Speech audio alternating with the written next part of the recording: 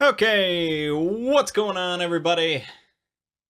My name is Mang, and it's time for another one of my hour, whatever long monologues where I read through an RPG book and tell you how cool it sounds. So this time it is Godbound, written by Kevin Crawford, who has a number of RPGs under his belt now. This is actually the first one that I've really read through from him. And so the Artemis campaign was a Dungeons and Dragons Fourth Edition campaign that I participated in a few years ago, a number of years ago, I guess. And really, it set sort of the gold standard for me, at least, for what a D&D campaign could be. You know, it started out, I think we were like level 3 or something like that, or maybe, yeah, it was around 3, I think, maybe 5. And it went all the way up to like level 30. It went on for months. There were many sessions, um, and it involved my character, Artemis, becoming, going through a period of apotheosis and sort of claiming godhood for himself. First as a very sort of negative element of the campaign, and then much later as a very positive element. And the other characters becoming demigods in the process along with him. And it's really, yeah, it was just an incredible campaign that I'll never really forget, because it was our lengthiest one, and it had a story from beginning to finish and a lot of great moments along the way. So, Godbound is a old school role playing game designed to basically emulate sort of the end of that campaign. You know, sort of the ending of that campaign is pretty much like the start of a Godbound game, because every player character gets to be a demigod, basically a mortal that has been imbued with deific powers. And you each character sort of focuses on a few what they call words, which are basically like domains of control and influence and things like that. So you could be a god of, you know, earth, or fire, or we'll get into all of this, of course, or deception, or the sky, or you could be a god of fertility, uh, which sounds really funny at first, but there are some cool abilities associated with pretty much everything.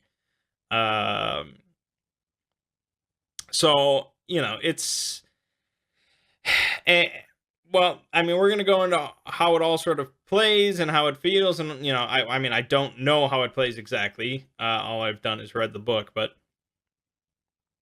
you know,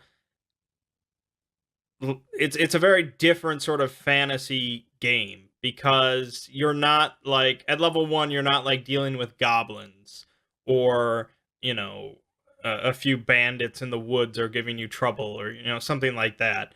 You know, at level 1 in this game, no mortal like human enemy really is a threat to you, even as like, you know, a passive god that doesn't really have any combat, you know, focuses. You can just slaughter any sort of regular human enemy. Like a, you know, a town guard is just nothing. By himself, he's absolutely nothing. He should be shitting himself in front of you. Um, and so you power is sometimes a concern. You know, there are certainly big threats to you, other gods and sort of eldritch beings from other dimensions, and you know, an army of of trained soldiers and stuff could eventually take you down. There are threats to you, but a lot of times, you just come to a village or a town, and you could easily just demolish the entire place if that was your focus. So it's interesting because a lot of the game revolves around sort of moral quandaries, and it's not a question of can I use this power, it's should I use this power. The DM's job is definitely a little bit trickier in that aspect, because he has to contend with the player characters all having sort of godly abilities that can just, one of the things in the Artemis campaign, we came to this whole village, we came to this whole town that was just under the effects of this terrible plague.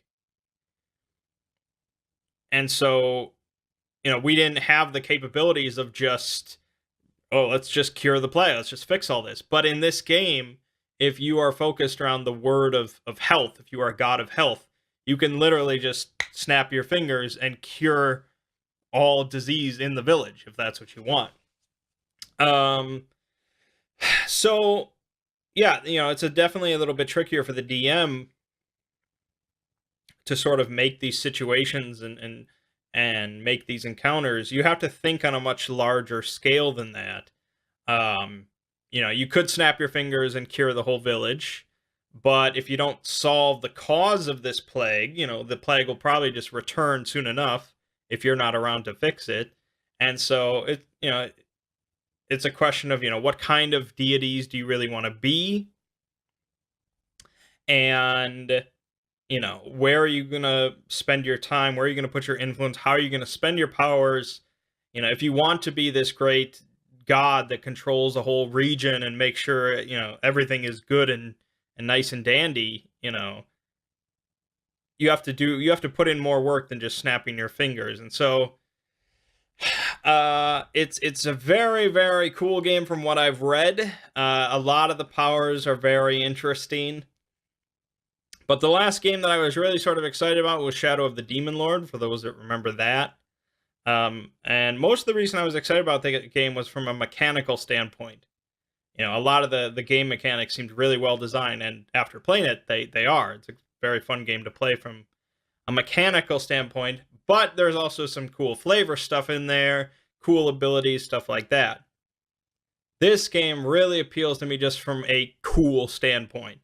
It seems like a game and a setting and stuff just designed pretty much for me. It's a game designed for like shenanigans, and I really like games that have moral quandaries and solutions that aren't just let's smash everything. And it's certainly very different than Dungeons and Dragons, and I'm really curious to play it because I feel like your average D&D group, or at least like a novice D&D group that is just in that sort of smash everything, kill goblins, get the loot, and win over the town. It's definitely a different thing because you're suddenly given power beyond anything you ever have in something like D&D, except for maybe max level. But even then, so let's get into it. You might notice I'm not doing the webcam this time because I didn't want to go through all that, and because I don't have the book. I do not have the Godbound book. Partly because it's really expensive. It's $60 for the hardcover when that's all they have. Which, if I do a one-shot or a two-shot and I end up liking the game and Ziggy wants to run it, I'll probably end up buying it. Maybe used. But for now, they have a free edition. As you can see, it says right there, free edition. Anybody can download. It's free. And this is not like a starter edition or anything like this is not like the bare bone rules just to get you started at level 1. Like, no, this is very much a full game. This is 193 pages. It's definitely more than enough. There is a deluxe version which adds like 50 pages or something like that, but the free edition is more than enough. All right, so let's just get into it. So first we have sort of the plot of the default world. which is called uh, Arsum or Arkham. I don't know. It's like ARCEM. It doesn't matter. It's pretty much in a lot of ways a very standard D&D high fantasy world. But the sort of backstory of the game is like 1,000 years ago, there were these empires that had basically like deific powers, pretty much. Um, and they had, well, it wasn't quite, it was close to deific or something, whatever. And they basically had these utopias. You know, there was no hunger or sickness or anything like that. Like, everything was fantastic. But pretty much the people in charge couldn't really agree as to how a utopia should be. Because it doesn't, there's really no such thing as a utopia. There's always going to be disagreements because that's what humans are like. And so this led to these wars and just these massive, like, you know, deific, like, comic book wars, pretty much, that really just tore everything to shreds. They had these, you know, gigantic, like, it's almost like on the backs of gods. Like, they just made these massive things to just war with each other and using all these, you know, heavenly powers and stuff like that. And so they decided they were gonna, you know, instead of fighting amongst each other to decide what's right and what's, you know, how things should be done, why don't they just go ask God? Like, you know, the God. And so they battled all the way through heaven. Like, the angels apparently tried to stop them, but they just slaughtered like a whole bunch of angels. Like, that should be your first clue. Like, wait a minute, we should check ourselves. What are we doing? But no, they just fucked up heaven. They like tore it apart. They made it all the way to God's throne, and it was empty. There's no sign of God. So that, of course, you know, just threw a wrench into everything. They're like, what the hell are we doing? What is going on? And so after that, things really sort of just fell into chaos, pretty much.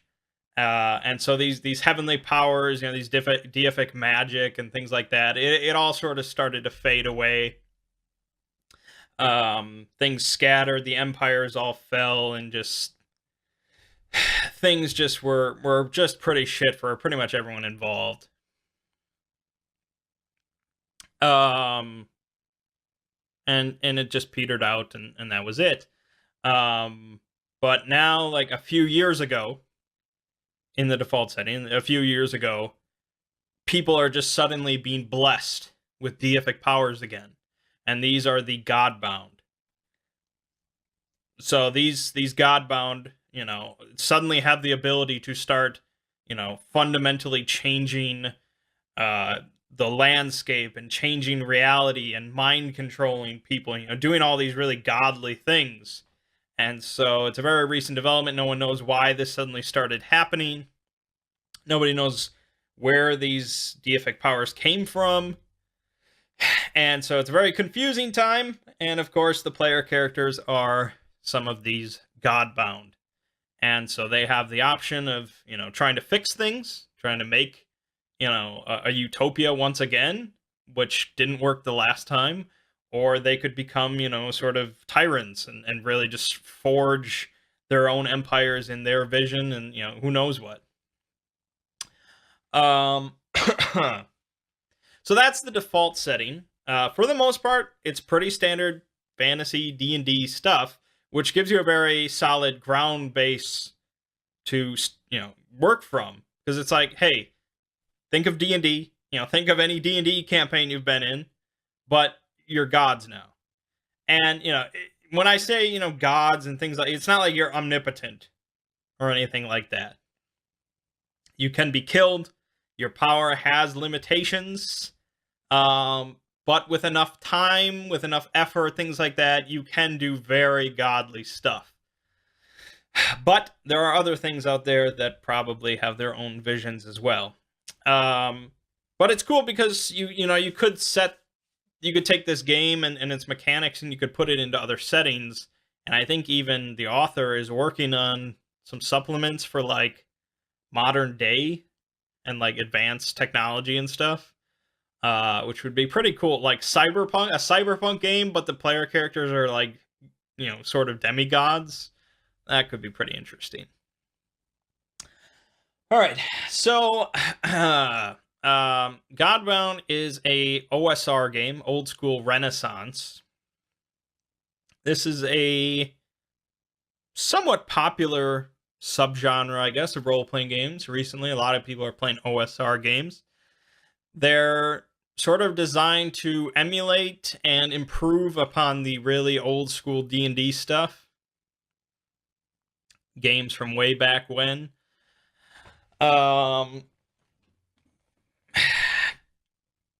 They're definitely not narrative focused. There's, narrative focus games like Fate and the whole Powered by the Apocalypse, Dungeon World, stuff like that. That is on the opposite end of the spectrum from OSR games. This is really pretty much the first OSR game that I've actually read through. The concept hasn't really appealed to me that much, as it tends to be just more like mechanically focused, a lot of rules, a lot of numbers, things like that, which appeals to certain people. It usually does not appeal to me, but Godbound is actually not that complicated. There are some funny math things you have to do, but really it doesn't seem that complicated, which is good.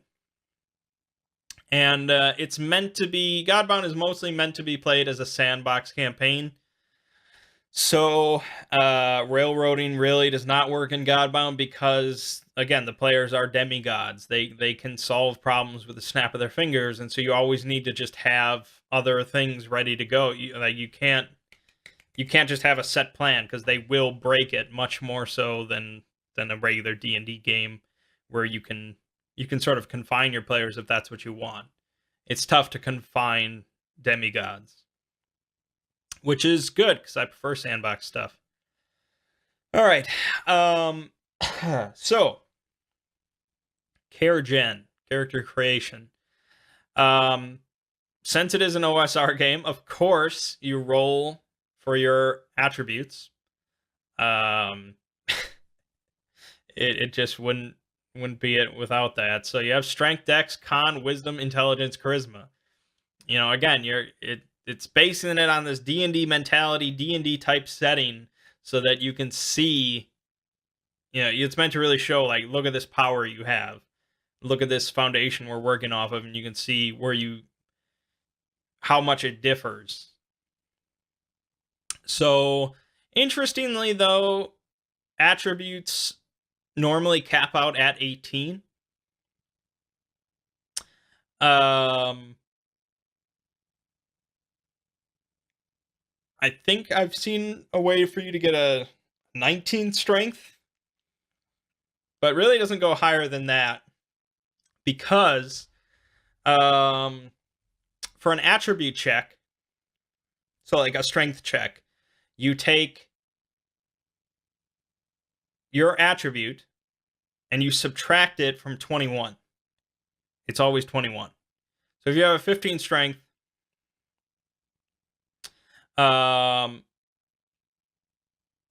you subtract 15 from 21, which would be 6.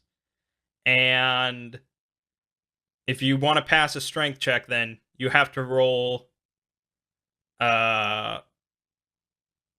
equal to or higher than 6.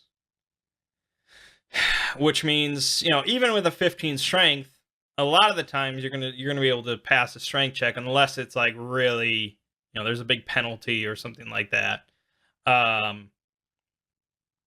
But checks don't come in that often, because a lot of times the DM is just supposed to say, you do it,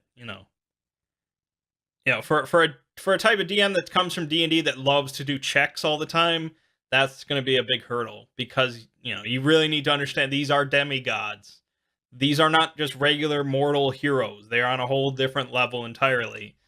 So a lot of the things that would definitely require a normal hero to try and see if he accomplishes, a demigod can just do it.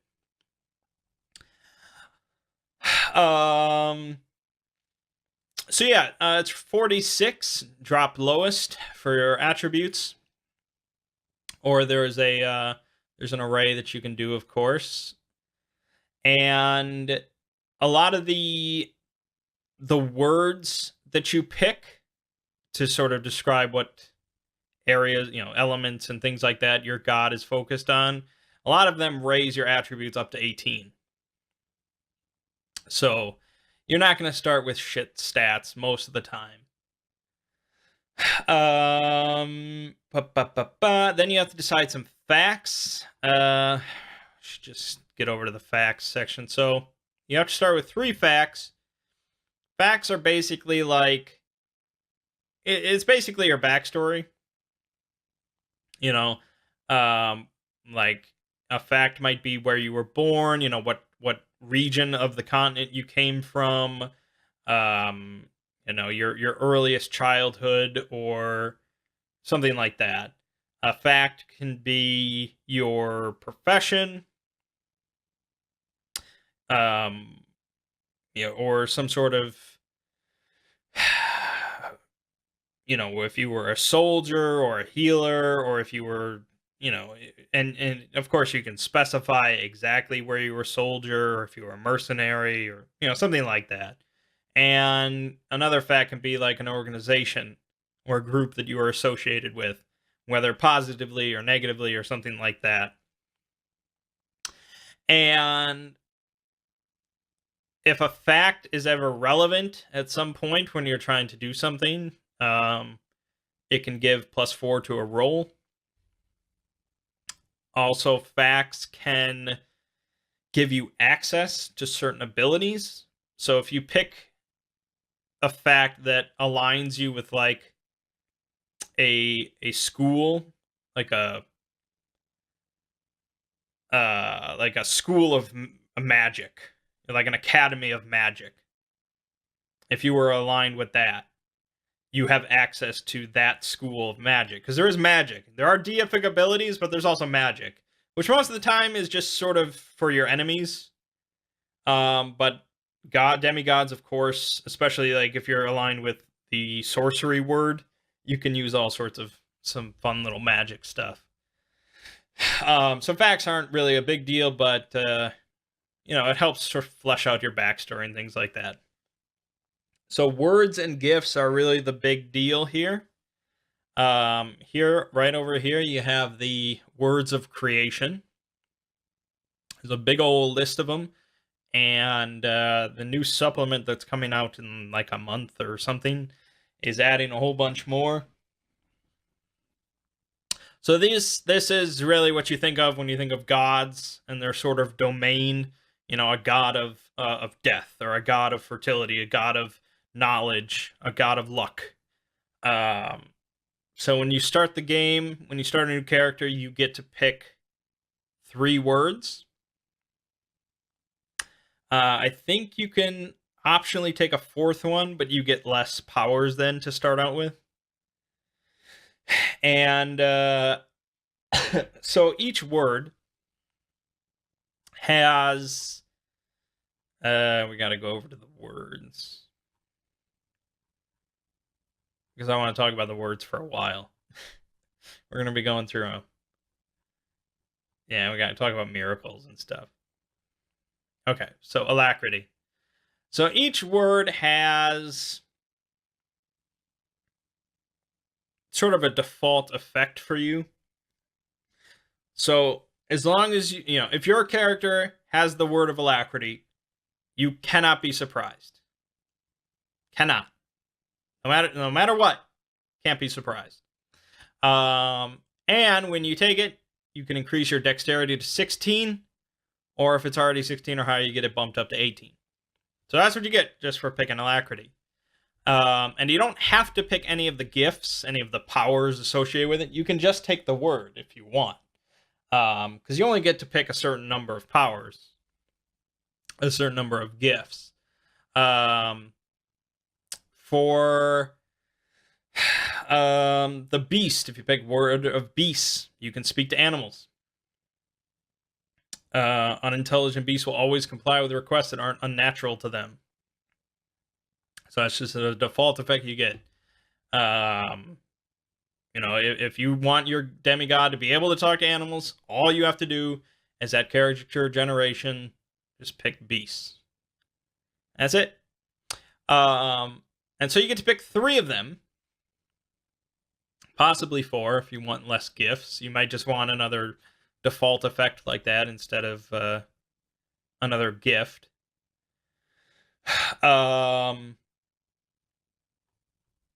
But then you get 6 points to spend. And these points are spent on gifts, which either come in lesser gifts or greater gifts. So, divided amongst your 3 words, lesser gifts cost 1, greater gifts cost 2. You have 6 points however you want to spend them. So, you might just go all in on one of your words and just get, a bunch of gifts for that one word. And you do get more of these points down the road. But yeah, at character gen, you're not going to have a huge amount of gifts. So we'll just go through words. And yeah, so you can get new words later on. They cost 3 points. You get 2 points every level. So, it's definitely a significant investment if you want to bond with a new word. But, characters develop, characters change. I know how it works. All right, so every single word has access to these 5 lesser gifts. So you can pick each one of these for any word that you have worth that you have to spend 1 point.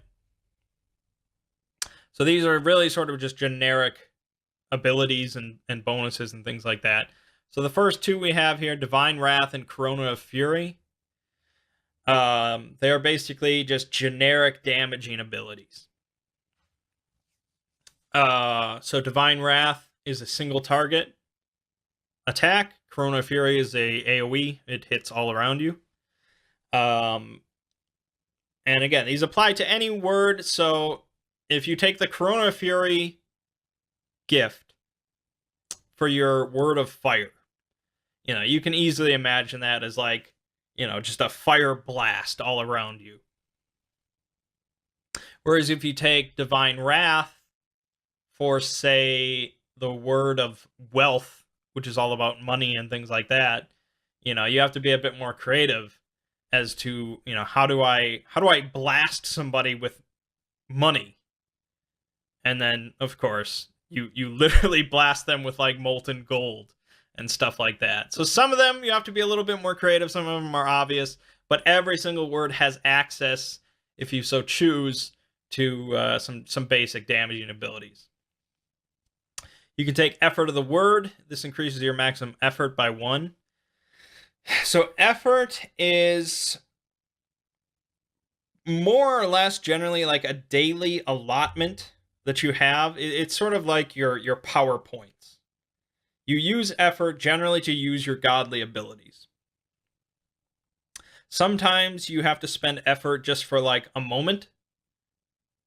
You spend it, literally for as long as it takes to use the power. So you use it, once the power's done, it comes back to you. So you might spend your effort for like 5 seconds. But you have to have the effort available to you in order to use the power. You get it back right away, but you have to have it. So if you're fully depleted, you're not going to be shooting God blasts. Sometimes effort lasts until the end of a turn. Sometimes it lasts until the end of the scene, much like, Divine Wrath here. So the scene is usually like the length of one combat, or 15 minutes, something like that. It's a short amount of time, so that you can't just spam it. And sometimes you have to commit effort for the whole day. So you don't get it back until you wake up after a night rest. So your effort counter can be depleted just because you use these big abilities. You don't get stuff back until the next day. And sometimes you spend effort indefinitely. You spend it until you draw it back in. Like if you have flight, if you're bonded to the word of sky and you want to fly, you would spend effort, you'd be able to fly, and you'd be able to fly indefinitely until you draw back the effort back in, and then you get it back. So some of them are an unknown length based on whatever you want. You start with 2 effort. You get an additional 1 every level up. So 2 effort is obviously not that much. So you can take effort of the word. You can take this once for each word you've bonded. And this increases your max effort by 1 point, but every purchase after the first costs 2 gift points instead of 1. So that gets a little pricey, but effort is something you want. Influence of the word, maximum influence increases by 2 points. We'll go into that later. Influence is sort of how you can change the world around you. And excellence of the word, you can choose 1 attribute and raise it to 18. And that sort of gives you a cool effect as well, a visual effect.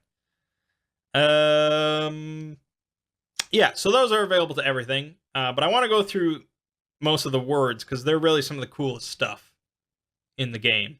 So alacrity is, of course, swiftness, speed, flash. You are the Flash. So some of the lesser gifts here, all directions is 1. You can navigate vertical or overhanging surfaces as if they were flat ground. And you have an invulnerable defense against being pushed or made to fall.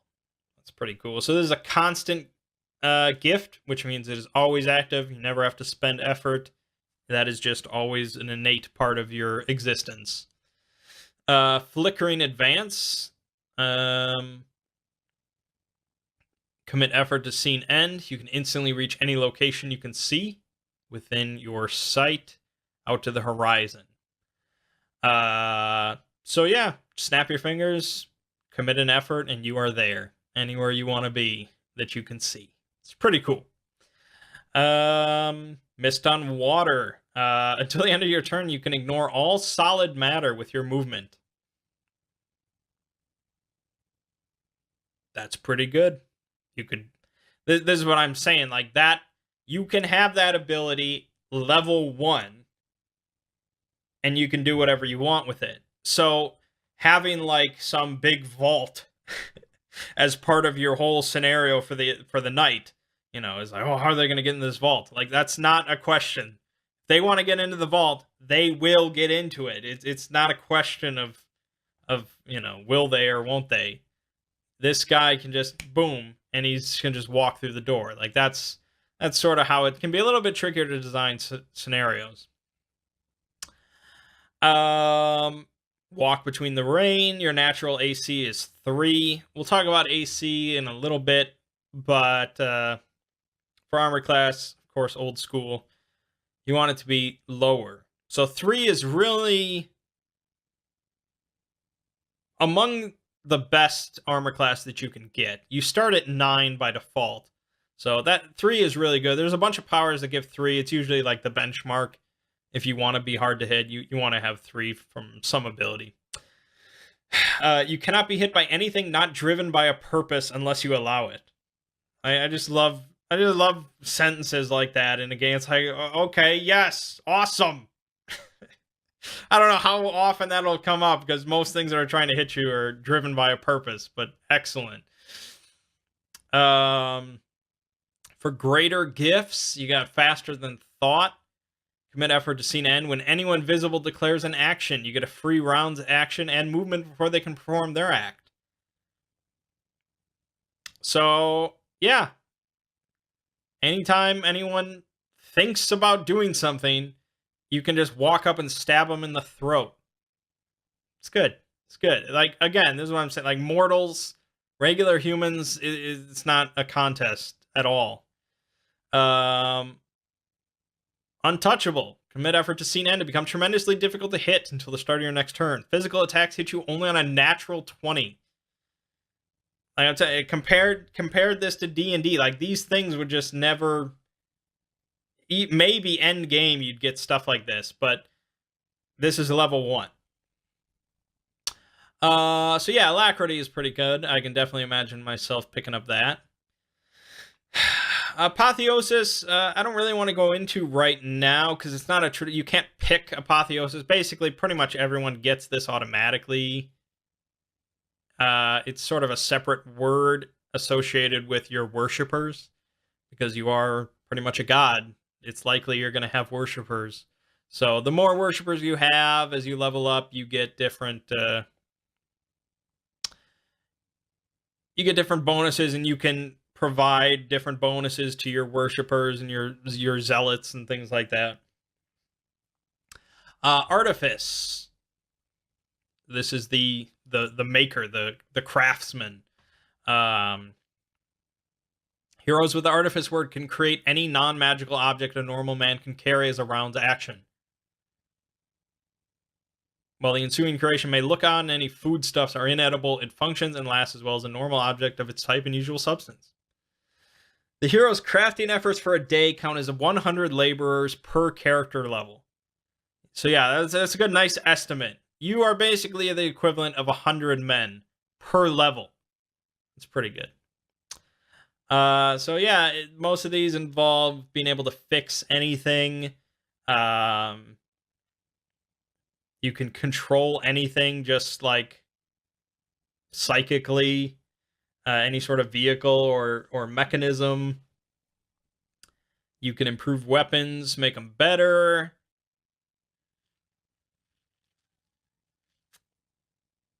Transmuter, commit effort for the scene and turn 1 10 by 10 by 10 foot cube of material per hero level from one physical substance into another. That's really like, I might just pick Artifice for one of my characters just for that ability.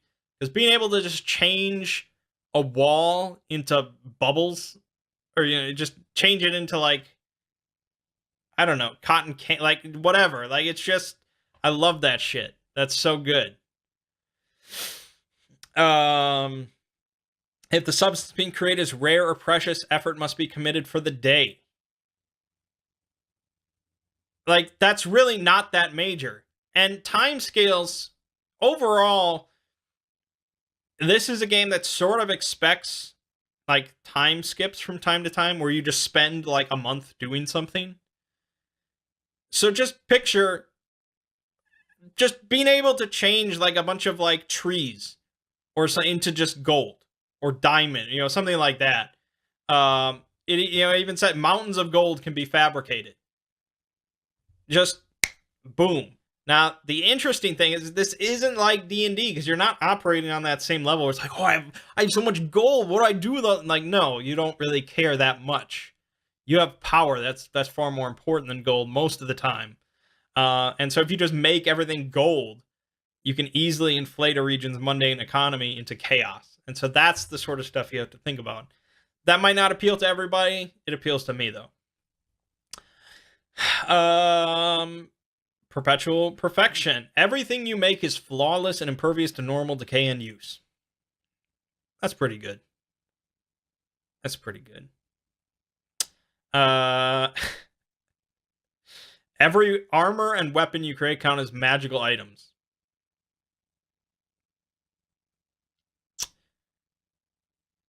So, well, okay, before we go through all of this, the other thing that I want to mention is miracles. Miracles are your godly abilities that don't fall under a gift. So, because it's going to happen all the time where it's like, I'm a god of alacrity, and I want to do this super badass, super speed flash thing, but I don't have the gift. I didn't pick a gift, or there's no gift listed here that tells me what I can do, or allows me to do something like this. But I want to be able to do it because that's what I'm the god of. That's what miracles are. Miracles fill in every other thing. Now, well, not everything. That's not fair. There are definitely a limit to miracles. That's why you have this sheet that tells you what they can do. Um,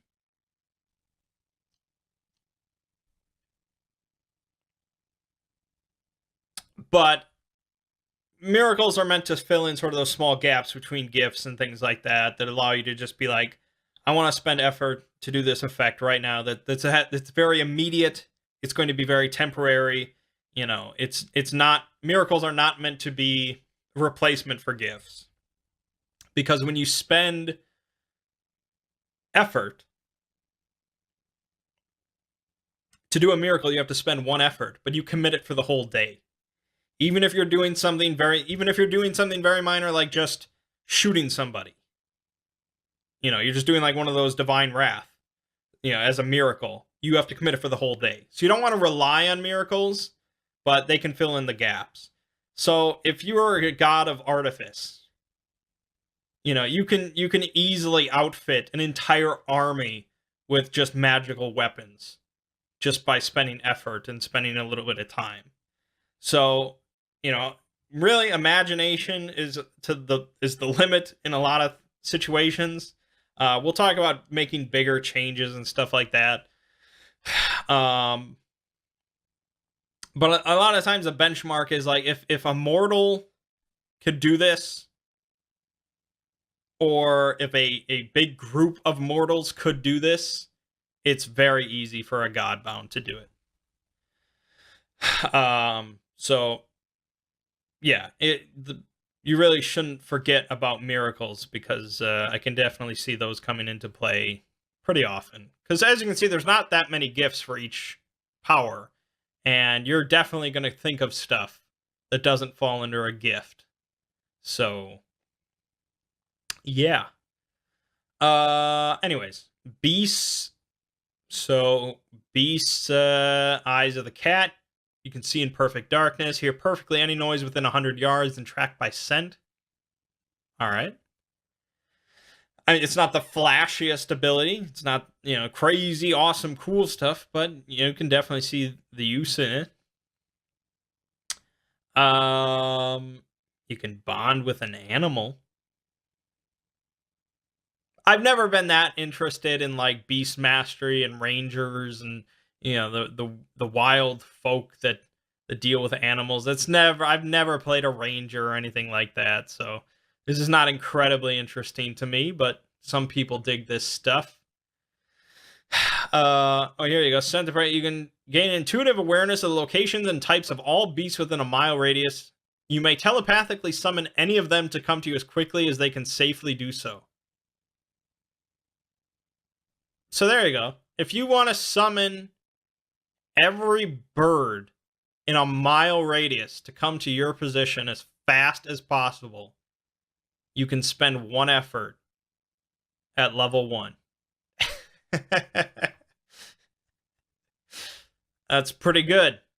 It's pretty good. And you don't even have to like commit it for the scene or anything like that. You literally just have to have one effort on hand, and you can do that. Like, I'm telling you, there's shenanigans involved in this game. I can't wait. What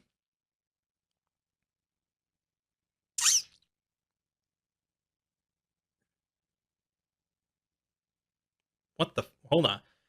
When you defeat a foe in combat, reducing them to 0 hit dice, you may choose to subdue them. Such a subdued victim revives with 1 hit die and forever afterwards is subject to your beast gifts as if they were an animal. Wow. That seems kind of crazy. Animals instinctively serve and obey you even to the death, carrying out commands as if they had a human intellect.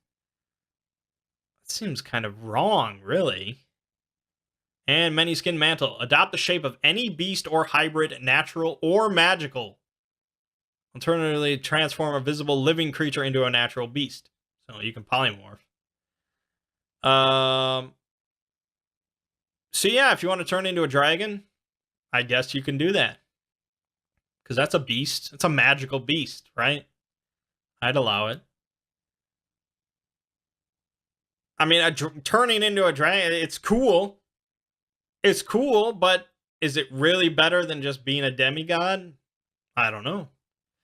Bow. So this is all sorts of ranged combat. whether bow, hurled spear, pistol, rifle, thrown dagger, or a flung lightning bolt. You never run out of normal ammunition, so you have an ever-loading quiver, I guess. You may instantly call ranged or throwing weapons they've used to their hands over any distance. So yes, basically, you can turn any weapon you want into Mjolnir. That was actually one of the the combat example that I read. That was one of the demigods. Was he had a giant hammer, and he just threw it because he had the word bow, and he could always return it to him. Like, that's cool. I like that. I like that. Your ranged weapon attacks never harm any target they do not intend to hurt. They always count as magical. Bar the Red Descent. Commit effort. You have an invincible defense against normal projectiles and can take no more than 1 point of damage per hit from magical ones. Yeah.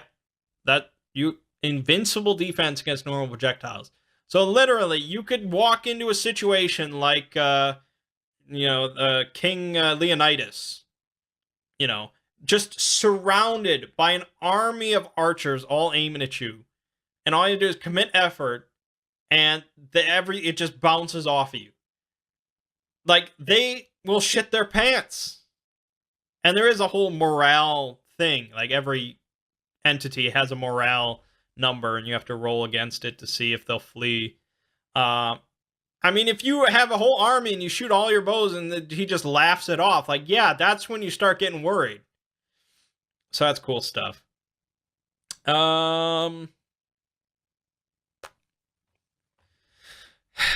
Against lesser foes, you always hit with ranged attacks. Okay. So yeah, there's different power levels in the game as far as like lesser foes, a peasant versus like a hero. Because there are going to be like, like in a D&D world, there's going to be like adventurers and heroes. And minor heroes, major heroes. And, they might just be like a little bit of a speed bump on your road.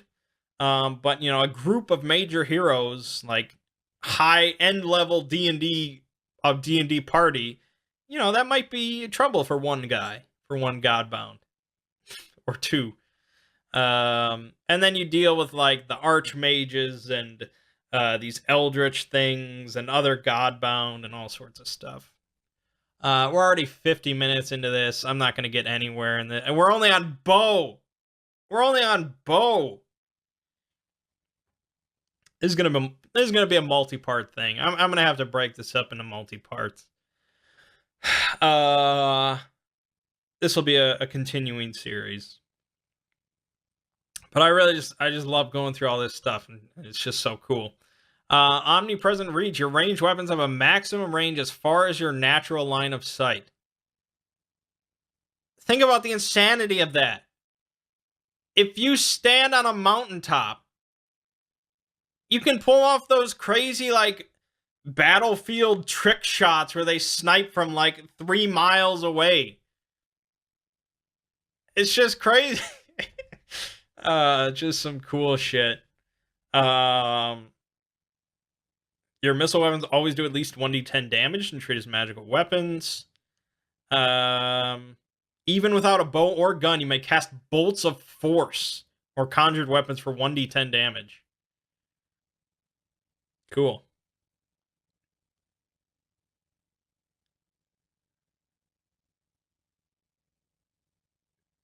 Oh, this is even better. None beyond reach. Your ranged attacks have no maximum range, provided you can see what you're shooting at with your natural sight, or know its location to within 10 feet. This ability extends only to the same realm as the one you're currently inhabiting. So yes, if you have some sort of scrying ability that lets you see some emperor on his throne, you can just pull out your bow and snipe him from you're sitting in the forest. Just great.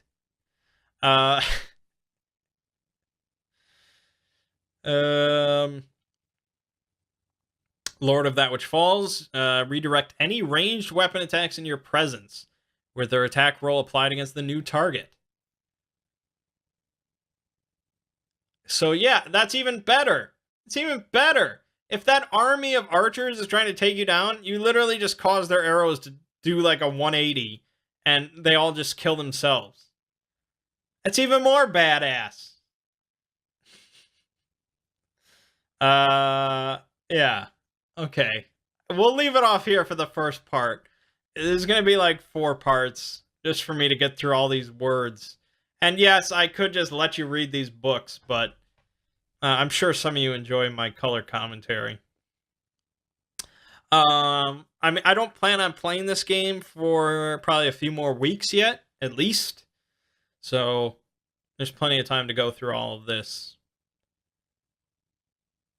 There are some interesting mechanics that we'll discuss, but most of all, or generally, the game does not get in the way of the coolness, of the badassery of what you're doing. So that's pretty good. But, all right. My name is Mang. This has been first part of a primer on Godbound. I'll see you fine folks in the next part.